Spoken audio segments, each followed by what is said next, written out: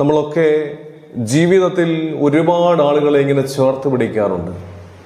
ഇടയ്ക്കൊക്കെ ഒന്ന് ചിന്തിക്കണം, ഈ ചേർത്ത് പിടിക്കുന്നതിന് എന്തെങ്കിലും മാനദണ്ഡമുണ്ടോ എന്ന്.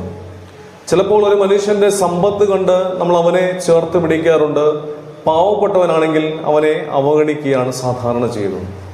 സമൂഹത്തിൽ എന്തെങ്കിലും പേരോ പെരുമയോ ഉള്ള മനുഷ്യനാണെങ്കിൽ അവനെ ചേർത്ത് പിടിക്കുവാൻ, അവനെ ചേർത്ത് പിടിച്ച് ജീവിതത്തിന്റെ ഭാഗമാക്കുവാൻ ഒരുപാട് പേര് ശ്രമിക്കാറുണ്ട്. എന്നാൽ ജീവിതത്തിൽ യാതൊരു പേരോ പെരുമയില്ലാത്തവനെ യഥാർത്ഥത്തിൽ നമ്മൾ അവഗണിക്കുകയാണ് പതിവ്.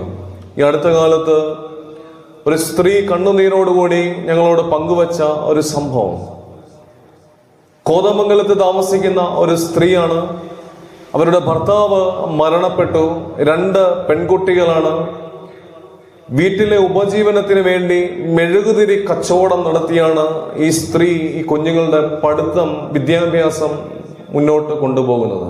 അങ്ങനെ എറണാകുളം ജില്ലയിലെ പ്രസിദ്ധമായ ഒരു ദേവാലയത്തിന്റെ പെരുന്നാളിന് മെഴുകുതിരി വിൽക്കുവാൻ വേണ്ടി കടന്നു വരികയും ആ വെയിലത്ത് നിന്ന് ക്ഷീണിച്ച ഈ സ്ത്രീ പെരുന്നാളിനോടനുബന്ധിച്ച് ആ ദേവാലയത്തിൽ നിന്ന് കൊടുക്കുന്ന നേർച്ച സദ്യ ഒരു ഡിസ്പോസിബിൾ പ്ലേറ്റിൽ എടുത്ത് കഴിച്ചുകൊണ്ടിരിക്കുമ്പോൾ പള്ളിയുടെ ട്രസ്റ്റി ഓടി വന്ന് ആക്രോശിച്ച് ഈ സ്ത്രീയുടെ കയ്യിൽ നിന്ന് ഈ നേർച്ച തട്ടിത്തെറിപ്പിക്കുകയും പള്ളിയുടെ വരാന്തയിൽ നിന്ന് ഇറക്കി വിടുകയും ചെയ്തത് ആ സ്ത്രീ കണ്ണുനീരോടുകൂടി ഞങ്ങളോട് പറയുകയുണ്ടായി.